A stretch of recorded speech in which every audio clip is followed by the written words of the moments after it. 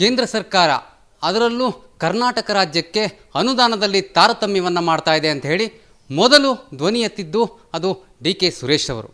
ಇದೀಗ ಆ ವಿಚಾರವಾಗಿ ದೆಹಲಿಯ ಚಲೋವನ್ನು ಕರ್ನಾಟಕ ಸರ್ಕಾರ ಅಂದರೆ ಕಾಂಗ್ರೆಸ್ ಸರ್ಕಾರ ಹಮ್ಮಿಕೊಂಡಿರ್ತಕ್ಕಂಥದ್ದು. ಇದ್ರ ಬಗ್ಗೆ ಮಾತನಾಡಲಿಕ್ಕೆ ನಮ್ಮ ಜೊತೆ ಸಂಸದರಾದ ಡಿ.ಕೆ. ಸುರೇಶ್ ಅವರಿದ್ದಾರೆ. ಸರ್, ಈಗ ದೆಹಲಿ ಚಲೋ ಹಮ್ಮಿಕೊಂಡಿರ್ತಕ್ಕಂಥದ್ದು ಅಂದರೆ ಕರ್ನಾಟಕಕ್ಕೆ ಏನು ಅನುದಾನದ ತಾರತಮ್ಯ ಆಗ್ತಾ ಇದೆ ಅಂತ ಹೇಳಿ ಇದ್ರ ಬಗ್ಗೆ ಈಗಾಗಲೇ ಮಾನ್ಯ ಮುಖ್ಯಮಂತ್ರಿಗಳು ಸ್ಪಷ್ಟವಾಗಿ ಪತ್ರಿಕಾಗೋಷ್ಠಿಯನ್ನು ಉಪಮುಖ್ಯಮಂತ್ರಿಗಳಿಬ್ಬರು ಕರೆದು ಕೂಡ ಹೇಳಿದ್ದಾರೆ. ಯಾವ ರೀತಿಯಾಗಿ ಕರ್ನಾಟಕಕ್ಕೆ ಕಳೆದ 10 ವರ್ಷಗಳಿಂದ ಅನ್ಯಾಯ ಆಗ್ತಾ ಇದೆ ಅಂತೇಳಿ. ಸೊ ಹಾಗಾಗಿ ಇವತ್ತು ರಾಜ್ಯದ ಜನರ ತೆರಿಗೆ ಹಣ ಇವತ್ತು ನಮ್ಮ ಪಾಲನ್ನು ಏನು ಕೊಡಬೇಕಾಗಿದೆ, ನಮ್ಮ ತೆರಿಗೆ ಹಣ ನಮಗೆ ಬರಬೇಕು ಅಂತಕ್ಕಂಥ ಧ್ವನಿಯನ್ನು ನಾವು ಎತ್ತಿದ್ದೇವೆ. ಕಾರಣ ಏನು ಅಂತ ಅಂದರೆ ಕರ್ನಾಟಕ ಕೂಡ ಒಂದು ಪ್ರಗತಿಪರ ರಾಜ್ಯ. ನಮ್ಮ ತೆರಿಗೆ ಹಣವನ್ನು ಕೇಳ್ತಕ್ಕಂಥದ್ದು ನಮ್ಮ ಹಕ್ಕು. ಆ ಹಕ್ಕನ್ನು ಪ್ರತಿಪಾದನೆ ಮಾಡಲಿಕ್ಕೆ ಇವತ್ತು ಅನೇಕ ಬಾರಿ ಪ್ರಧಾನಮಂತ್ರಿಗಳ ಹತ್ರನೂ ಭೇಟಿ ಮಾಡಿ ಕೇಳಿದ್ದಾರೆ, ವಿತ್ತ ಸಚಿವರನ್ನು ಕೂಡ ಮಾಡಿದ್ದಾರೆ. ಸೊ ಅದ್ಯಾವುದೂ ಕೂಡ ಸರಿ ಬಗೆಹರಿದೇ ಇದ್ದಂಥ ಸಂದರ್ಭದಲ್ಲಿ ಇವತ್ತು ನಮ್ಮ ಕರೆಯನ್ನು ಕೊಟ್ಟಿದ್ದಾರೆ ಕೇಂದ್ರ ಸರ್ಕಾರದ ಗಮನವನ್ನು ಸೆಳೀಲಿಕ್ಕೆ. ಸರ್, ಇಲ್ಲಿ ಭಾಳ ಪ್ರಮುಖವಾಗಿ ನೀವು ಮೊದಲು ಈ ಒಂದು ಚರ್ಚೆಯನ್ನು ಎತ್ತಿರ್ತಕ್ಕಂಥದ್ದು ಬೇರೆ ಸಂಸದರು ಕೂಡ ಅಂದರೆ ಈಗ BJP ಸಂಸದರು ಕೂಡ ದೆಹಲಿ ಚಲೋಗೆ ಆಹ್ವಾನವನ್ನು ಕೊಟ್ಟಿರ್ತಕ್ಕಂಥದ್ದು. ಸರ್, ಅವರು ಕರ್ನಾಟಕದ ಪರವಾಗಿ ಕೊಟ್ಟಿದ್ದಾರೋ, ಕರ್ನಾಟಕದ ತೆರಿಗೆ ಹಣ ನಮಗೆ ಸಾಕು ಬೇರೆಯವ್ರು ಕೊಡ್ತೀನಿ ಅಂತ ಕೊಟ್ಟಿದ್ದಾರೋ ನನಗೆ ಗೊತ್ತಿಲ್ಲ.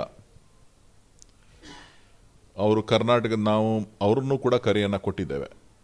ನೀವು ಕೂಡ ಬಂದು ಜಾಯ್ನ್ ಆಗಿ ಕರ್ನಾಟಕದ ತೆರಿಗೆ ಹಣವನ್ನು ಕರ್ನಾಟಕಕ್ಕೆ ಕೊಡಿಸಿ ಅಂತೇಳಿ. ಯಾಕೆಂದರೆ ಅವರು ಆಡಳಿತ ಪಕ್ಷದಲ್ಲಿದ್ದಾರೆ. ಅವರ ಮಾತನ್ನು ಮಂತ್ರಿಗಳು ಕೇಳ್ತಾರೆ, ಪ್ರಧಾನಮಂತ್ರಿಗಳು ಕೇಳ್ತಾರೆ ಅಂತಕ್ಕಂಥ ಭಾವನೆ ನಮಗಿದೆ.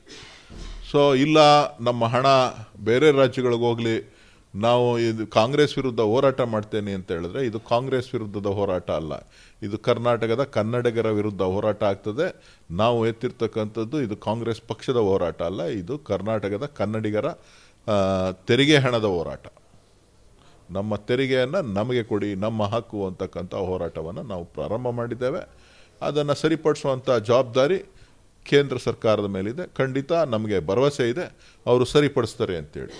ಸರ್, ಒಂದು ಕಡೆ ಕಾಂಗ್ರೆಸ್ ಹೇಳುತ್ತೆ ಈ ಅನುದಾನದ ವಿಚಾರದಲ್ಲಿ ಡಿ.ಕೆ. ಸುರೇಶ್ ಅವರು ಎತ್ತಿದಂತಹ ಒಂದು ವಿಚಾರ ಇದೆಯಲ್ಲ, ಅದು ಒಂದು ಹೀರೋ ಥರ ಒಂದು ಇದನ್ನು ಬಿಂಬಿಸುವಂತಹ ಪ್ರಯತ್ನವನ್ನು ಕಾಂಗ್ರೆಸ್ಸಿಗರು ಮಾಡ್ತಾರೆ. ಆದರೆ BJPಯವರು ಅಂದರೆ ನಿಮ್ಮ ಮತ್ತೊಂದು ಸ್ಟೇಟ್ಮೆಂಟನ್ನು ಇಟ್ಕೊಂಡು ನಿಮ್ಮ ವಿರುದ್ಧ ಆರೋಪವನ್ನು ಮಾಡ್ತಾ ಇರ್ತಕ್ಕಂಥದ್ದು. ಸರ್ ನೋಡಿ, ನಾನು ಭಾಳ ಸ್ಪಷ್ಟವಾಗಿ ನನ್ನ ಹೇಳಿಕೆಯನ್ನು ಸ್ಪಷ್ಟೀಕರಿಸಿದ್ದೇನೆ. ನಾನೊಬ್ಬ ಭಾರತೀಯ, ನಾನೊಬ್ಬ ಕನ್ನಡಿಗರಿಗೆ ಆಗುವಂಥ ಕರ್ನಾಟಕವನ್ನು ನಾನು ಪ್ರತಿನಿಧಿಸ್ತಾ ಇದ್ದೇನೆ.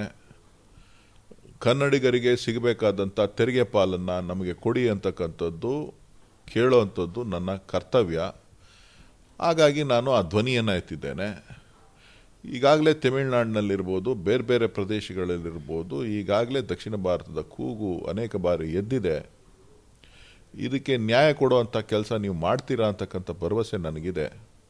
ಕನ್ನಡಿಗರಿಗೆ ಅನ್ಯಾಯ ಮಾಡಬೇಡಿ ಅಂತೇಳಿ. ಯಾಕೆ ಅಂದರೆ 25-26 ಜನ ಸಂಸತ್ ಸದಸ್ಯರನ್ನು ದಕ್ಷಿಣ ಭಾರತದಿಂದ, ಅದರಲ್ಲೂ ಕರ್ನಾಟಕದಿಂದ ನಿಮಗೆ ಕೊಟ್ಟಿದ್ದಾರೆ.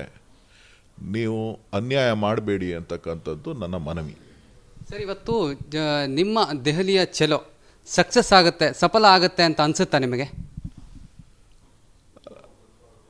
ಸಫಲ ಮಾಡಬೇಕಾಗಿರ್ತಕ್ಕಂಥವ್ರು ನಮ್ಮ ಧ್ವನಿಯನ್ನು ನಾವು ಎತ್ತುತ್ತಾ ಇದ್ದೀವಿ. ನಮಗೆ ಅದಕ್ಕೆ ಸೂಕ್ತ ಪರಿಹಾರವನ್ನು ಕೊಡಬೇಕಾದಂಥದ್ದು ಕೇಂದ್ರ ಸರ್ಕಾರ, ಮಾನ್ಯ ಪ್ರಧಾನಮಂತ್ರಿಗಳು ಮತ್ತು ವಿತ್ತ ಸಚಿವರು ನಮ್ಮ ಕರ್ನಾಟಕವನ್ನು ಪ್ರತಿನಿಧಿಸ್ತಾ ಇದ್ದಾರೆ.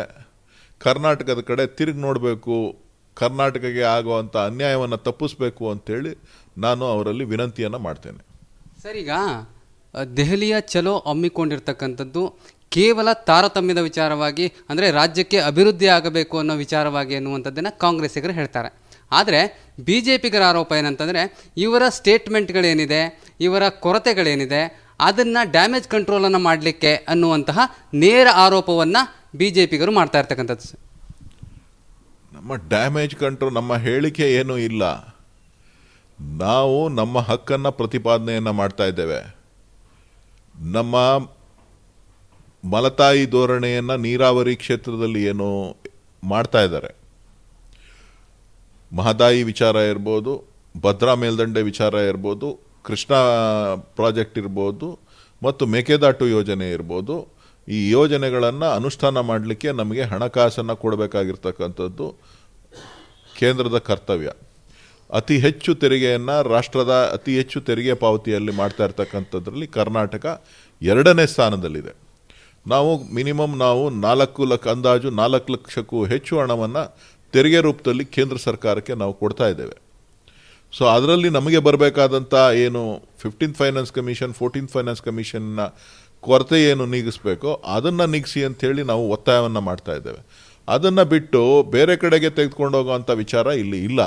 ನಮ್ಮ ಗುರಿ, ನಮ್ಮ ತೆರಿಗೆ, ನಮ್ಮ ಹಕ್ಕು, ನಮ್ಮ ಹೋರಾಟ ಈ ಕನ್ನಡದ ನೆಲಕ್ಕೋಸ್ಕರ, ನಮ್ಮ ಹೋರಾಟ ನಮ್ಮ ಕನ್ನಡದ ಭಾಷೆಗೋಸ್ಕರ, ನಮ್ಮ ಹೋರಾಟ ನಮ್ಮ ಜನರ ಒಳಿತಿಗೋಸ್ಕರ.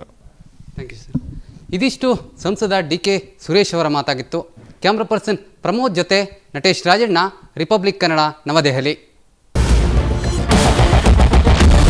ಕ್ಯಾಪ್ಟನ್ ಅರ್ಜುನ್ ಕೊಂದಿದ್ದು ಯಾರು? ಅವ್ರ ನರೇಟಿವ್ ಎಲ್ಲಿ ತಂದಿಟ್ಟಿದ್ದಾರೆ ಅಂತಂದ್ರೆ ಸಂಪತ್ತನ್ನ ಹಂಚಿಬಿಡೋದು ಅಂತ. ಇದು ಸ್ಟುಡಿಯೋ ಟಿಪ್ಪು ಜಯಂತಿ ಮಾಡಕ್ಕೆ ಅವ್ರಿಗೆ ಖಂಡಿಸಿದ್ರು. Very nice. ಯಾರು ತಪ್ಪು ಮಾಡಿರೋದಿಲ್ಲಿ?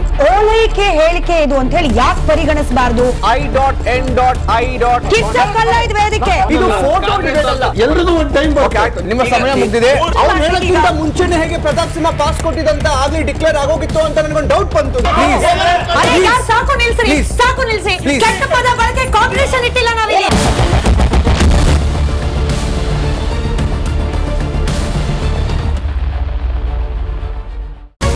ರಿಪಬ್ಲಿಕ್ ವರ್ಡ್ ಆಪ್ ಇದು ಕೇವಲ ಅಪ್ಲಿಕೇಶನ್ ಅಲ್ಲ, ಸಮಗ್ರ ಸುದ್ದಿಗಳ ಸಂಪರ್ಕ ಮಾರ್ಗಕ್ಕೆ ಕ್ರಾಂತಿಕಾರಿ ಬದಲಾವಣೆ. ರಿಪಬ್ಲಿಕ್ ವರ್ಡ್ ಆಪ್ ಕೇವಲ ಸುದ್ದಿ ಅಪ್ಲಿಕೇಶನ್ ಪರಿಚಯಿಸ್ತಾ ಇಲ್ಲ, ಬದಲಾಗಿ ಡಿಜಿಟಲ್ ಸುದ್ದಿ ಬಳಕೆಯ ಹೊಸ ಯುಗಕ್ಕೆ ನಾಂದಿ ಹಾಡ್ತಾ ಇದೆ. ಇದೊಂದು ಬ್ರೇಕಿಂಗ್ ನ್ಯೂಸ್, ಪ್ರಭಾವಶಾಲಿ ಕಾರ್ಯಕ್ರಮಗಳಿಗೆ ಗಟ್ಟಿಯಾದ ನ್ಯೂಸ್. ಇಲ್ಲಿ ಕೇವಲ ತಾಜಾ ಸುದ್ದಿ, ಅದರ ನೇರ ಪ್ರಸಾರ ಮತ್ತು ಚರ್ಚೆಗಳಿಗೆ ಮಾತ್ರ ಅವಕಾಶ. ರಿಪಬ್ಲಿಕ್ ವರ್ಲ್ಡ್ ಆಪ್ ಡೌನ್ಲೋಡ್ ಮಾಡಿಕೊಳ್ಳಿ. ಗೂಗಲ್ ಪ್ಲೇ ಸ್ಟೋರ್ ಮತ್ತು ಆಪಲ್ ಆಪ್ ಸ್ಟೋರ್ನಲ್ಲಿ ಲಭ್ಯವಿದೆ.